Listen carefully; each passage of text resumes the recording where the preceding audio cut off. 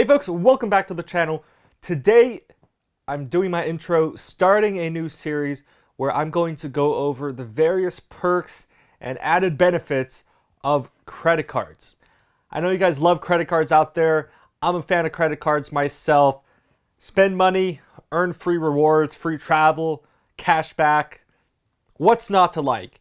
So in my previous video, the pillars of a great credit card, I go over things such as the rewards that you can get from credit cards, whether it be cash back, travel rewards, gift cards, and other sign-up bonuses that you can get just for opening up a new account.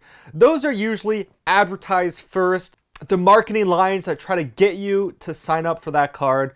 But a lot of the times, these card issuers and banks also throw out a variety of other benefits. We see these with travel credit cards, things such as lost luggage protection, rental car insurance, trip delay, trip cancellation, and then on more general cards, purchase protection, extended warranties, cell phone protection, so on and so forth. So these things all sound great, a bunch of these benefits that you may or may not use. But the purpose of this series is going to go over each of these categories in depth. I will be dedicating a full entire video to each subject. Probably try to release these once a week, so be sure to get subscribed to the channel. Don't miss out on those future uploads.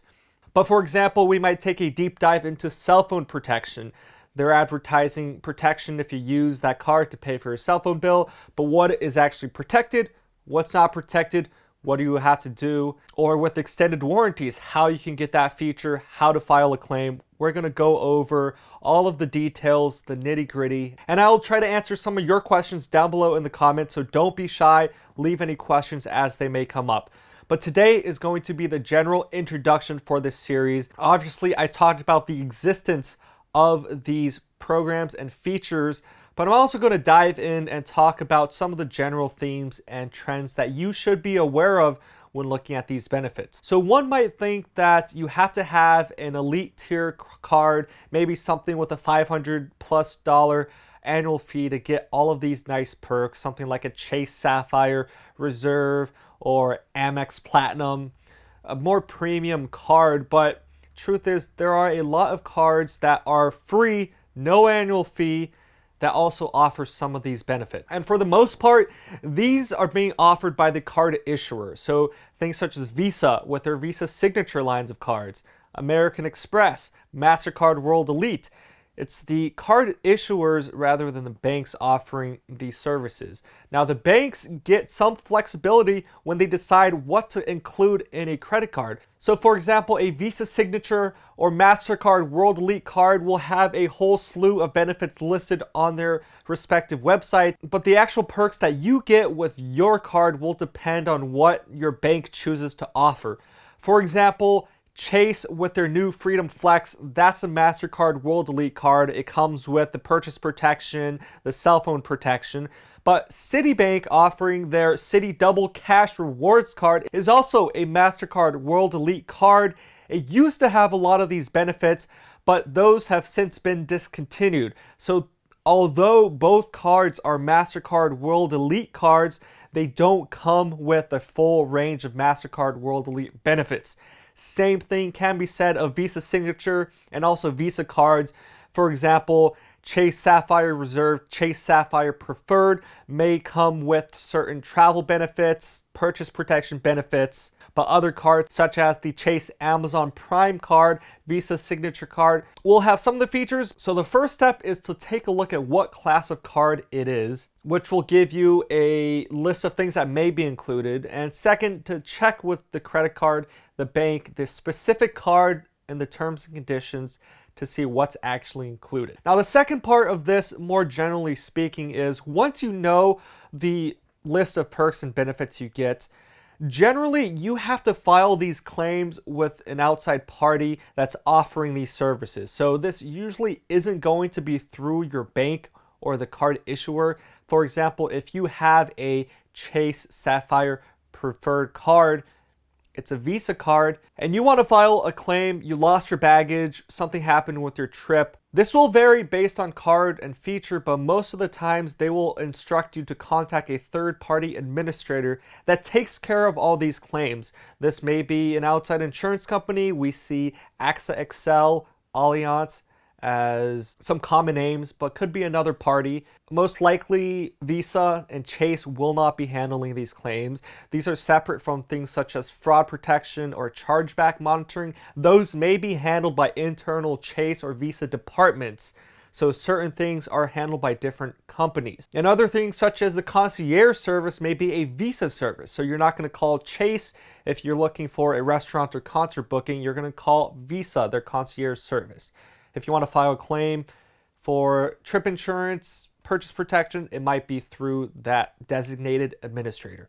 And where you're going to find these details is in that long list of terms and conditions that no one really reads. But if you do call your credit card, if you call Chase, call Visa, I'd recommend just calling the issuer directly. So Chase, in this example, they should be able to walk you through what protections are included and send you another list relevant to your specific card that you can look over to see if your incident or your claim qualifies.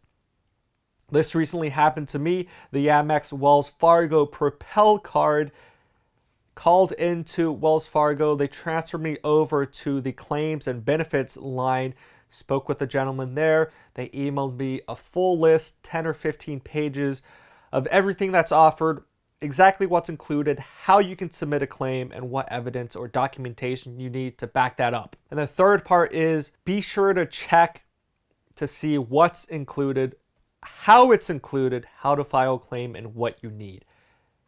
This will vary based on the type of claim, so the whole point of this series later on, I will go into depth, go through paragraph by paragraph, section by section, and tell you what to look out for. But in general, you contact these claims administrators and they will have a whole list of things that are either included or they might tell you things that are specifically excluded.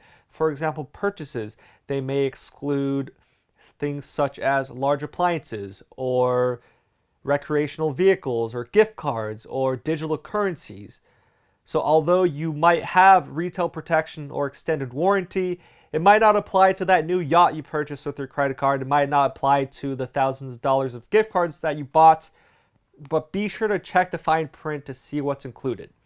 And also, a lot of the times they will require you to keep receipts or to have police reports. If you're trying to file a claim for like a stolen item or something like that, they might want to see another report. So make sure you have that in handy before you call in. Most likely, they're going to ask you for that information.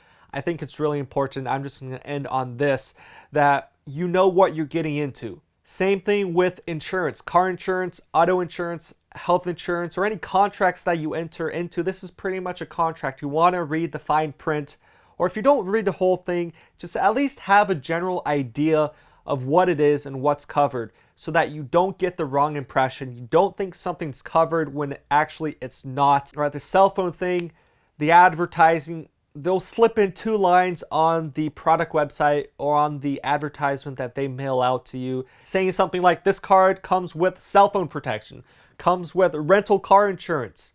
But what exactly does that mean? What they don't tell you is that sometimes these claims may have deductibles.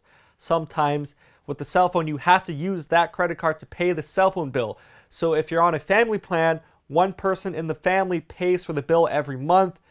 Your device gets damaged. You bought that cell phone with your credit card, but someone else's card is being used to purchase that cell phone bill. It's not going to get covered.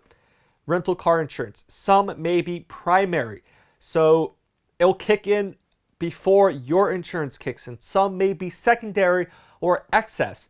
So you still have to go through your insurance first before any protections from your credit card will come in. So all of this is to just give you a heads up to know what you're getting yourself into. With car insurance, home insurance, once again, there's so many exclusions and different policy items and language. It can seem hard, but I promise you, if you just want to take 20 minutes, sit down, read all the documents, it's not too difficult to understand. Or if you just want to watch these videos for a brief overview and summary, feel free. I'm going to try to go into as much detail as I can, but please read your documents. If you have questions, call your bank, call your card issuer. That's all I have for today for this intro. If you have any comments or any specific things that you want me to address, leave them down below in the comments. I'll try to either start off with that or make sure I address that down the line in this series. As I mentioned before, be sure to stay subscribed to the channel. Get subscribed to the channel if you're not already to be notified when those future videos drop. Thanks so much for watching. Peace.